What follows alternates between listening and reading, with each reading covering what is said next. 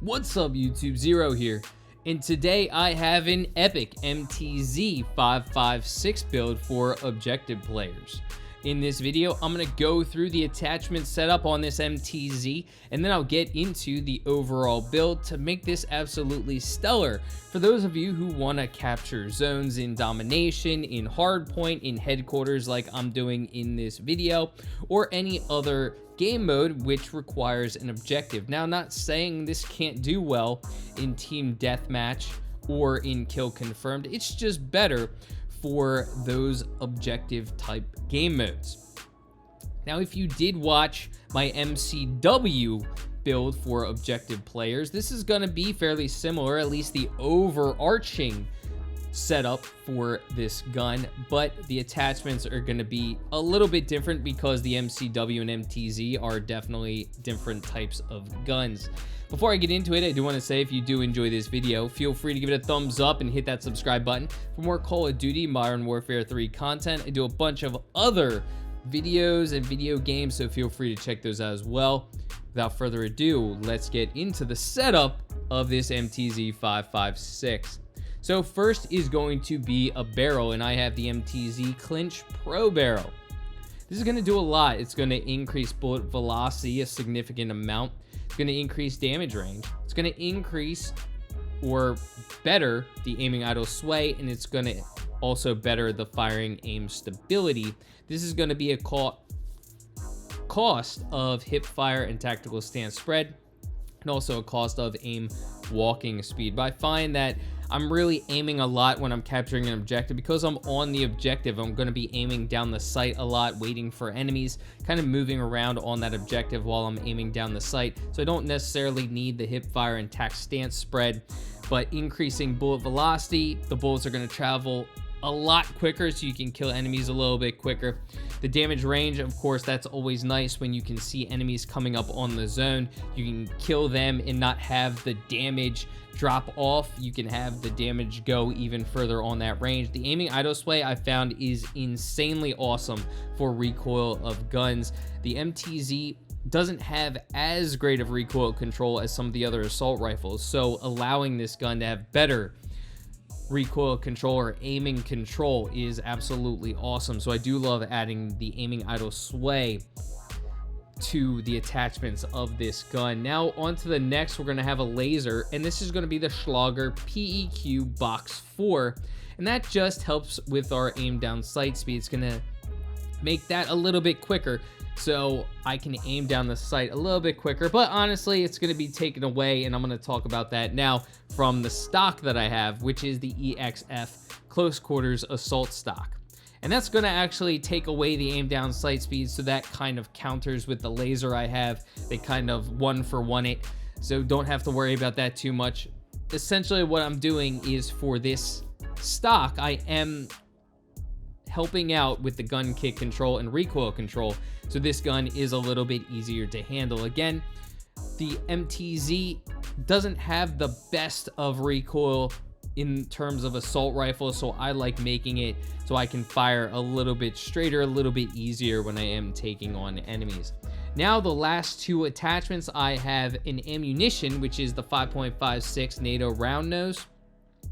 This is going to increase the target flinch and bullet penetration at a cost of damage range.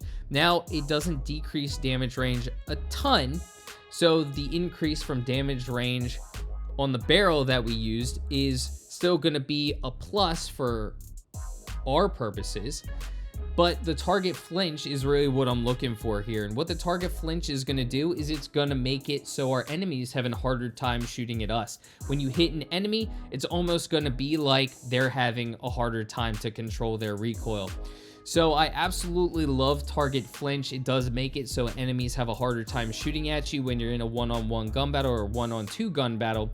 So it's going to be harder for those enemies when they are shooting at you to hit you, which is always nice, especially when you're capturing a zone. They already know where you are, so you're going to make them have a harder time actually taking you out by making them flinch when they are shooting at you. So that is always fantastic.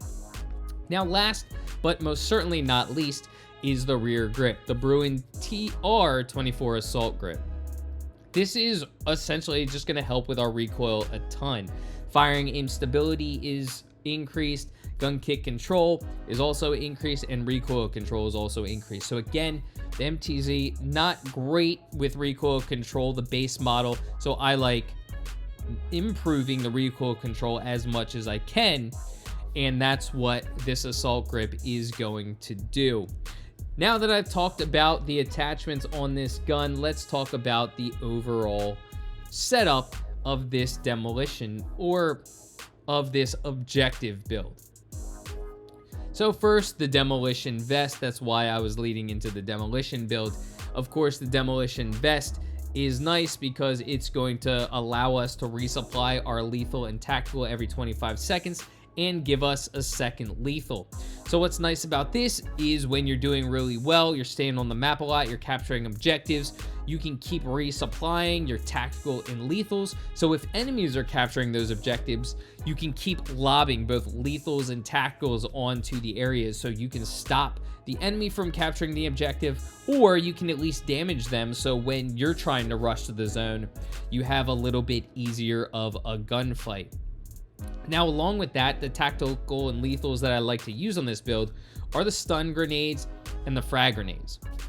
Stun, because the MTZ is still a pretty decently quick gun, but it's not always the best.